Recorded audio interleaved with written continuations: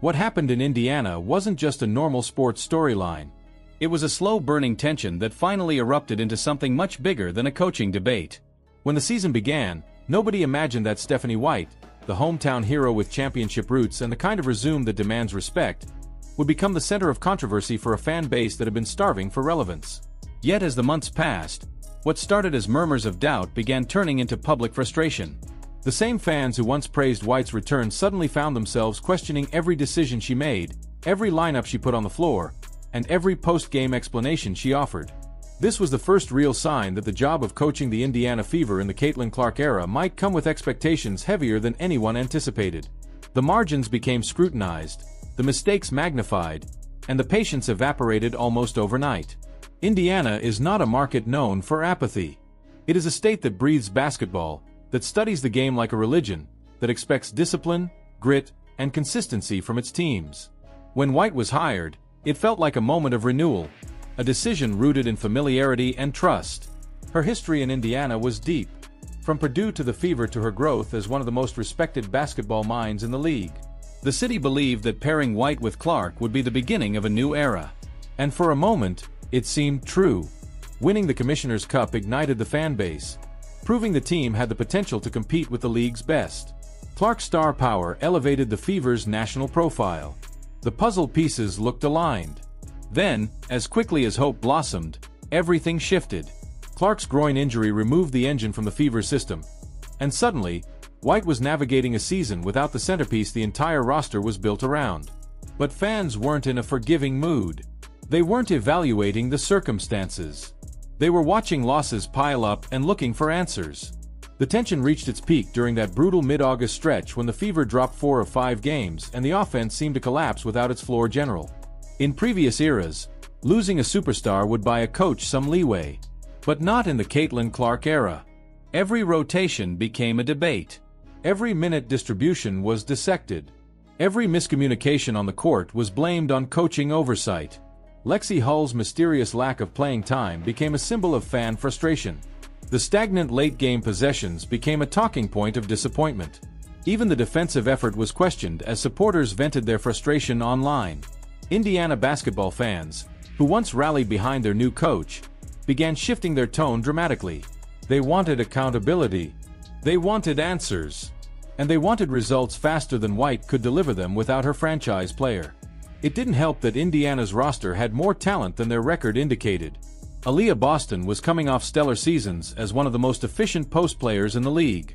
Kelsey Mitchell had elevated her scoring, becoming a critical offensive weapon. Natasha Howard brought championship experience and physicality.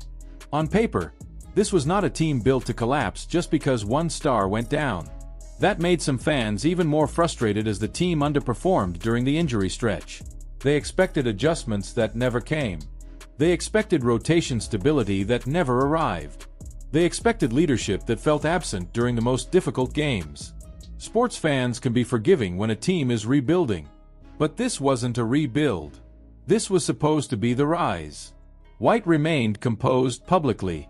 She spoke with poise, defended her players' effort, and acknowledged the challenges without shifting blame. Her professionalism was admirable, but fans weren't judging professionalism. They were judging results. And that is where the narrative turned. The Fever's 24-20 finish looked respectable to outsiders, but to Indiana fans who had endured seasons of irrelevance before Clark arrived, it felt underwhelming.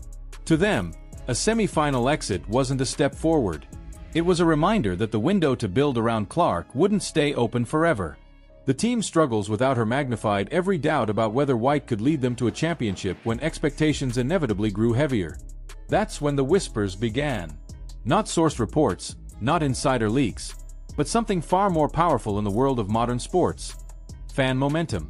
Once supporters began floating the idea of Cheryl Miller as a potential replacement, the conversation took on a life of its own. Miller is the kind of name that doesn't just carry weight. She carries mythology.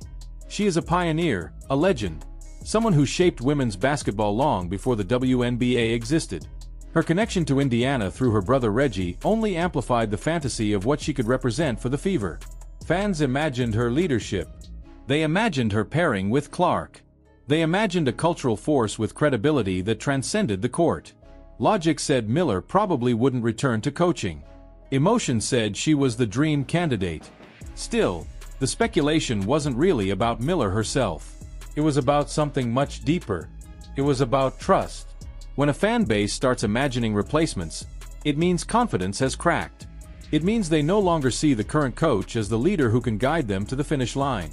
It means doubt has seeped into the foundation of the relationship between team, coach, and supporters. And in Indiana, doubt spreads quickly. This is the same franchise that fired Christie Sides after a successful year because they believed White would be a better fit for Clark's development. This is the same front office that understands how short the competitive window can be.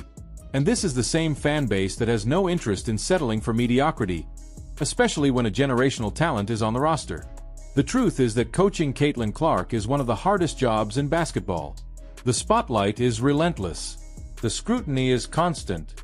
Every decision impacts not just the team but the national conversation around women's sports. Clark's presence changes everything. It raises expectations to impossible heights. It accelerates timelines. It turns every minor setback into a storyline and every major loss into a referendum on leadership. That is the pressure White walked into. And now the question is whether she can withstand another season in that furnace. The Fever will enter 2026 with Clark healthy, expectations soaring, and the fan base watching every possession with renewed intensity. The front office must decide whether stability is the right move or whether a spark is necessary to take the team to the next level.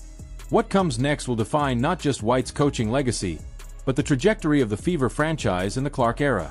Because one thing is certain, patience isn't part of Indiana's culture anymore. The expectations are bigger. The pressure is heavier. And the clock is ticking loudly. What do you think? Should the Fever give Stephanie White a full season with a healthy Caitlin Clark? Or is it time to explore new leadership while Clark is entering her prime? Let me know your thoughts in the comments, and make sure to like this video, subscribe to the channel, and hit the notification bell so you never miss our next deep dive into the biggest stories shaping the WNBA.